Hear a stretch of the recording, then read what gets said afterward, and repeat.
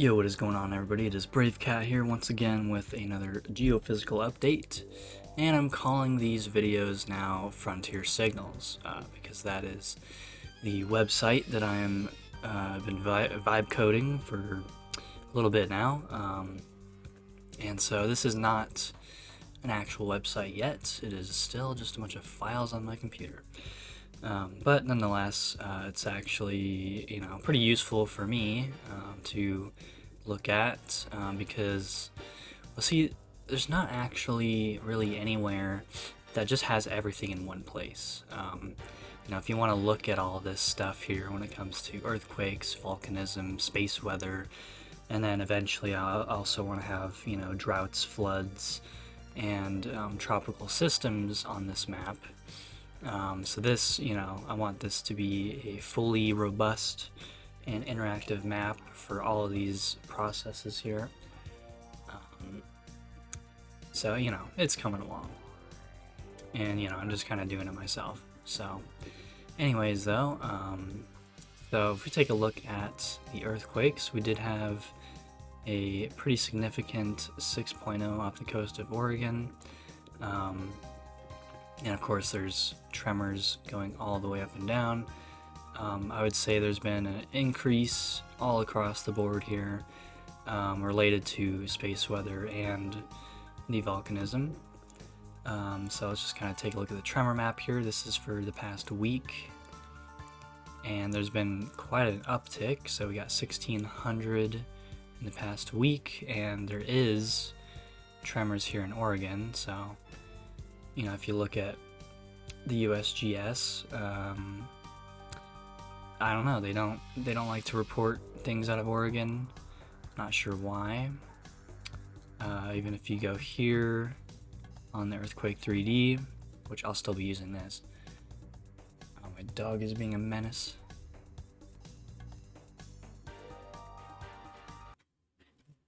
Alrighty, anyways, so we've had 6.0 off the coast of Oregon. We've had an influx of tremors across the board. And now the only guess is, where's it going to go next? Because, well, look, I've been following Dutch Sense for a while. Now, he hasn't been as active for, censorship reasons, and he resides on Twitch, which I don't like Twitch. And then plus, I don't know when he's actually gonna be, speaking or doing anything besides if I happen to see there's some big activity. But anyways, though, so, I've watched quite a bit of his content, and he does the earthquake forecasting, among other things, and so, there's a fairly simple approach when it comes to forecasting. Now, it is extremely useful to look at what's happening on the sun, so we'll get to that here in a moment.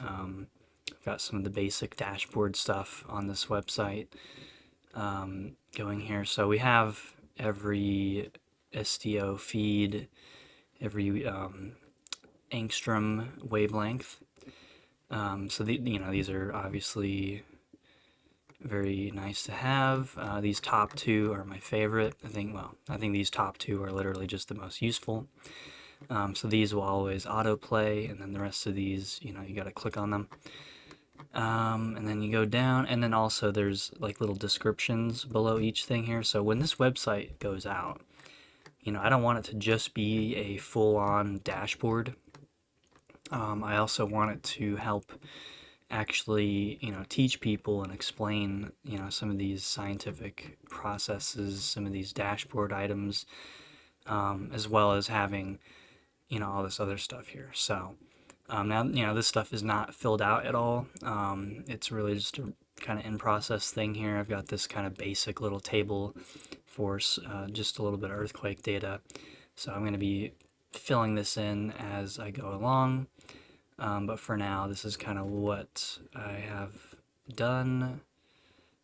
Some of these things are a lot more tedious than others. And see, I'm trying not to use anything that requires API keys or proxies or backend servers. I want everything on here to just run just as is and be open source and not be stepping on anyone's toes. nothing like that. So, you know, I got some of these other feeds that don't work because they are not as easy to implement. So I might just only have the USGS feeds on here if I can't get these to work without doing anything too extensive. But I mean, the USGS has, it covers most of the earthquakes. Of course, if you want Canada earthquakes, that's its own thing. But, well, that's what we got this for. So I can still look at this. I can still select all these feeds. So, it's good enough. So anyways, this will be less of a coverage video, more of just me kind of going through the different dynamics here of what I got going on.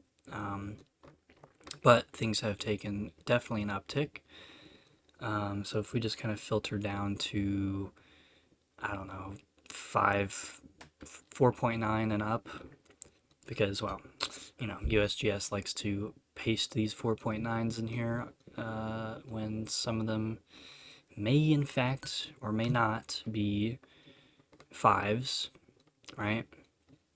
So, if somebody wanted to skew the data over time, so you try to look up 5.0 activity in the last 10 years, let's say, well, how would you skew the data? Well, you just make a bunch of these 5s show up as 4.9s, and then it makes, if someone's trying to make some sort of niche correlation or important, significant thing to, relating patterns over time, then, well, that's what you do.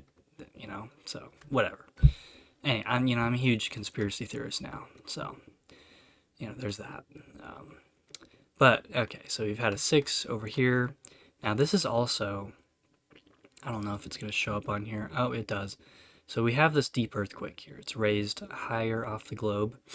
So, see, this is something I also want to implement somehow in here, is try to get something that can signify the depth as well. So, I want to make this a lot more interactive and whatnot. So we'll, I'll be kind of working on that.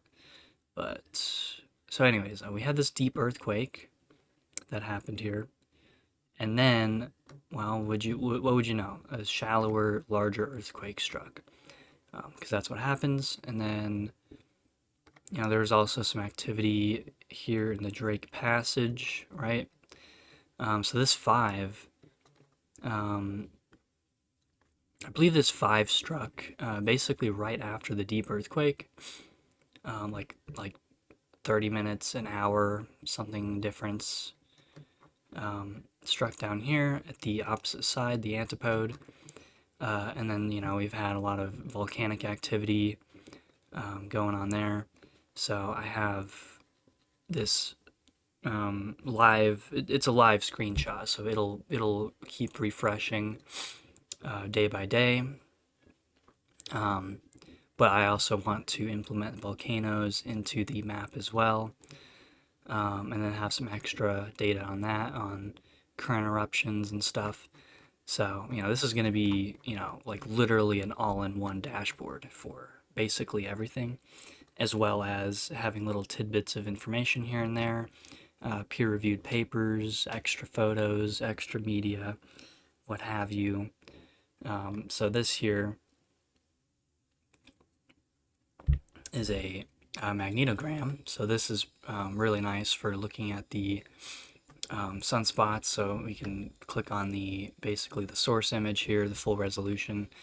And I mean, this thing is, like, the resolution on this image is crazy, which is why I'm not hosting the full resolution here, because it would be a bit laggy. So, but this right here, so we have this sunspot group that has just passed. So, the sun rotates from left to right here. So this has just passed the direct, direct Earth-facing point there. So it's going away. And, well, I'm not an expert, but this looks to be fairly stable. Now, this incoming sunspot group, I'm not so sure. This looks, for now, it looks, fairly stable. I think um, we did have some minor eruptions here. I think you can actually see that on here. So let's just play this out here. There was an eruption, I think, from this one. Uh, Perhaps. Well, either way, there's been some minor flaring here. So this, I mean, this incoming active region here, this whole region that's bright, it looks pretty intense. I mean, look at that. It's just incredible. So this is the sun. This is what truly influences, 90% or more of all the systems on Earth, including the biophysical, psychological, the crust, the atmosphere, the ocean currents. This is the driving force for everything. So anyways, I mean, so this one here, it shows all the coronal holes.